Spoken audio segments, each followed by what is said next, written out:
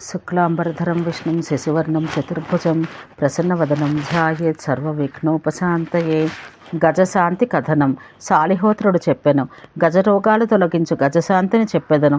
పంచమి తిథియందు విష్ణు లక్ష్మి ఐరావతాలను బ్రహ్మ శంకర ఇంద్ర కుబేర యములను చంద్రసూర్యులను వరుణుని వాయు అగ్ని పృథివీ ఆకాశాలను ఆదిశేషుని శైలములను దేవయోనులకు విరూపాక్ష మహాపద్మ భద్ర సుమనస్ కుముద ఐరావత పద్మ పుష్పదంత వామన అంజనములను గజములను అష్టదిగ్గజములను పూజించి హోమములు చేసి దక్షిణలు ఇవ్వాలి.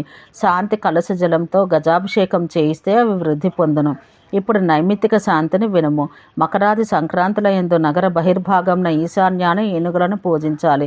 స్థండిలమున పద్మ మధ్యమున విష్ణువును లక్ష్మిని పిదప అష్టదళములందు క్రమంగా బ్రహ్మ సూర్య పృథివీ స్కంద అనంత ఆకాశ శివచంద్రులను పూజించాలి.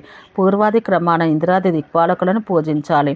వారి ఆయుధాలకు వజ్రశక్తి దండతోమర పాస గద శూల పద్మాదులను పూజించాలి.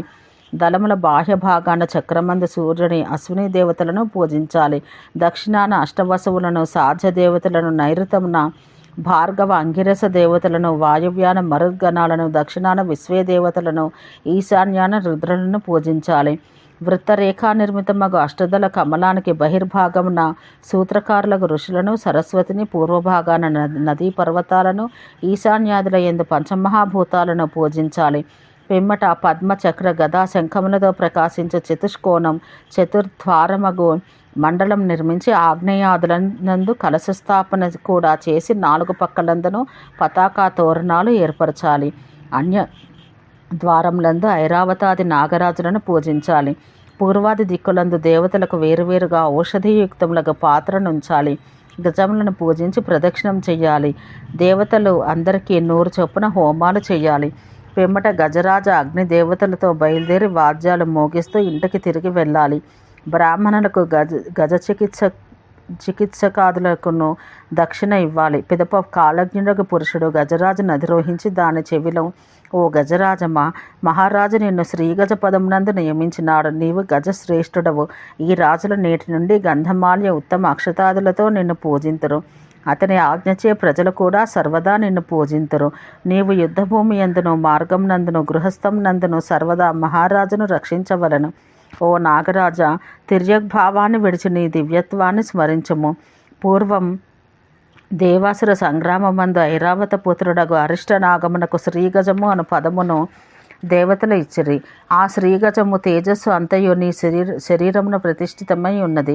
ఓ గజేంద్రమా, నీకు కళ్యాణమగుగాక. నీ లోపల ఉన్న దివ్య భాగ సంపన్నమగు తేజస్సు ఉద్బుద్ధమగుగాక. నీవు రణాంతరమున రాజును రక్షించుచుండము.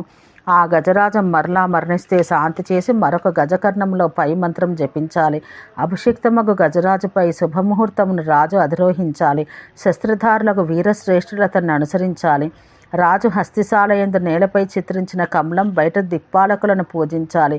కేసరముల స్థానమును మహాబలియగు నాగరాజమును భూదేవి సరస్వతులను మధ్య భాగాన గంధ పుష్ప చందనములతో డిండిమమును పూజించి హోమం చేసి రసపూర్ణమగు కలసను బ్రాహ్మణునికి దానం చెయ్యాలి. గజ అధ్యక్షుని గజ రక్షకుని జ్యోతిష్కుని కూడా సత్కరించి ఆ డిండిమమును గజ అధ్యక్షునికి ఇవ్వాలి. అతడు దాన్ని మోగించాలి. అతడు దాని జఘనంపై కూర్చుండి శుభ గంభీర స్వరమున డిండిమ వాదనం చేయవలెను. ఓం శాంతి శాంతి శాంతి.